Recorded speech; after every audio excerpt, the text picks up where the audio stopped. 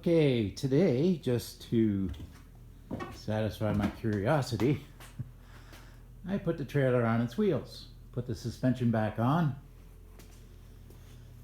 and I'm pleased that everything fits, because I haven't had the wheels on this thing for so long. I was a little worried about the space I might have in the wheel well. But as you can see, space in the wheel well isn't a problem.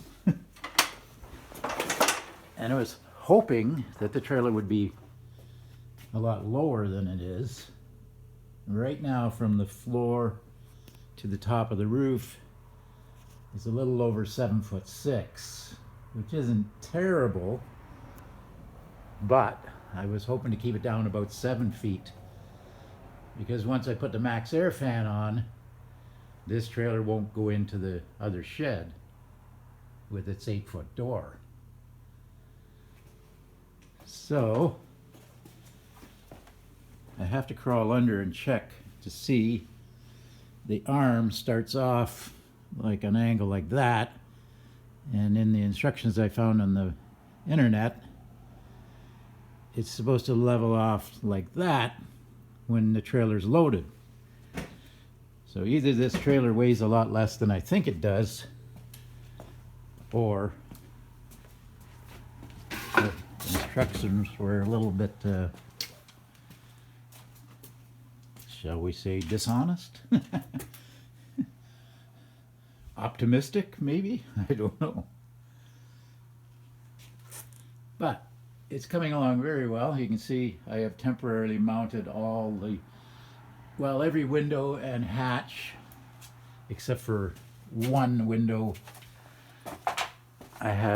We have another window, sorry about that jerkiness, that will sit on the flat area back at the back of the trailer. You can see right into the trailer there now. This is the city water inlet. This will be the freshwater inlet for the tank. And of course, this is just the electrical cord temporarily mounted. I haven't even drilled the proper hole yet. That can be done anytime. Wanted to show you the air conditioner. You just open up the hatch, and there it is. And unfortunately, this AC unit took a tumble while I was installing it. It seems to be working, and actually all the little dents you see, those weren't from the fall. They were already in it when I opened the box. It's a cheap Chinese pile of crap, but it's lighter than the one I was originally going to use, and it's all about keeping the weight down, and 5,000 BTU is more than enough to cool this trailer. At any rate, when we're parked, we need the air conditioner. We're just going to flip the hatch up. I'll have something to lock it in place, and that'll work great. And I can't open these hatches because that's the way I'm temporarily holding them on. We'll go inside. I have done quite a bit since the last video.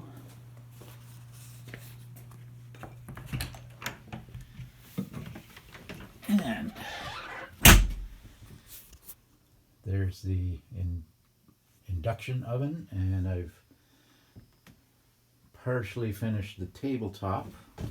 You can see I need to put the strip on.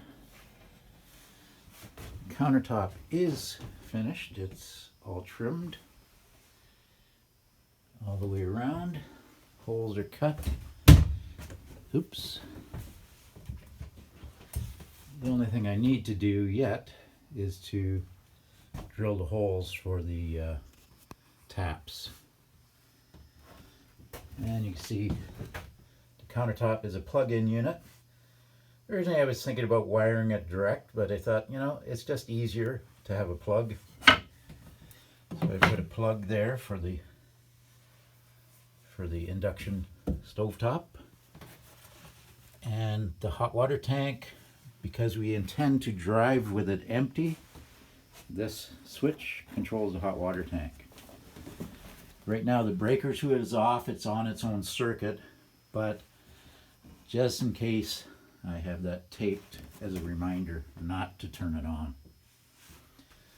Now you can see this is part of the bed platform. You can also, there's the air conditioner inside, one cupboard there, and along here is a complete row of cupboards. There's the stereo unit. This is where the microwave sits, in this slot. So I've got a bunch of doors to make. Now, the reason this bed platform is cut now is that area is going to have a flip-up back. So we'll be able to sit there like a couch. This will be lined and be a nice big cupboard when we're done, and same with down here. I have to run another tube for the drain for the AC unit. It'll go through the floor pretty well the same place where the toilet does. And you can see there that I've plumbed up the toilet. We got our Max Air fan the other day, yesterday actually. I can't install it obviously until I have the skin on and it's outside. But compared to the fan in the ProLite, there really isn't as much generous space for all the wires that I have up there. So I may have to disconnect these and add some extra wires so they can tuck them right around the edge, but I'll have a look at it later. You can see I've got the taps on now, and it's coming along really nicely. Only thing I'm going to do with the roof up here, you can see, you know, the joint.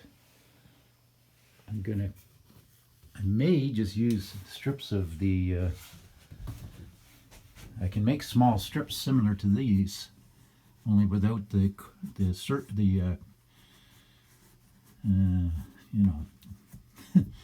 the concave or convex edging surface. And I think since they are pretty well white, I think they would look okay until we get a headliner or something to cover the luan that's up here. Let's see. Now you can see up here we got some good cove molding, peel and stick cove molding.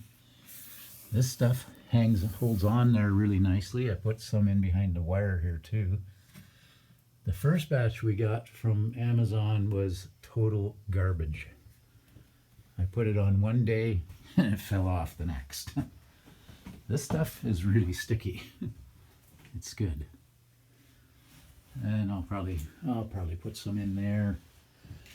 And the odd place is going to be, I gotta figure out something to cover up this, the screws on this edge. Another thing I did was I cut some more of the tub surround plastic into strips to cover up the rough edge here and here, which looks pretty good. Up here I still have a little bit of roughness exposed. Not sure what I'm going to do there, but there'll also be a backer board here for the door to sit up against, and another one that'll sit on the flat here. That'll be the stop for the door, which will look fairly good, and I could just put another one out here too, but I don't want to add too much weight. Although it's plastic wood, so it doesn't weigh very much anyway. Okay, I guess that's it for now. Could use another good cleanup, and now I have to take the suspension back off, and I'm going to put it on these dollies instead of sitting on the skids. That'll make it easier to roll it out. And I checked these. They're more than low enough to get the height below the door, and also to keep the tanks up off the ground enough so they don't get ruined. So, I guess that's it for today. I checked the tongue weight as is. It's 273 pounds. But mostly that's because there's a lot of junk in the front of the trailer. The mattress isn't in there. The fridge isn't in there. The induction oven, that thing weighs about 25 pounds by itself. And it's sitting right down there. Yeah, so. And lots of parts and clamps and stuff. So I may clean up a bit and move stuff around and get another tongue weight. So I think it should end up closer to a little under 200 pounds. At any rate, that's you can see that it ain't going anywhere sitting on these wheels. It's about 8 inches too high right now. All right, have a good day. Thanks for watching.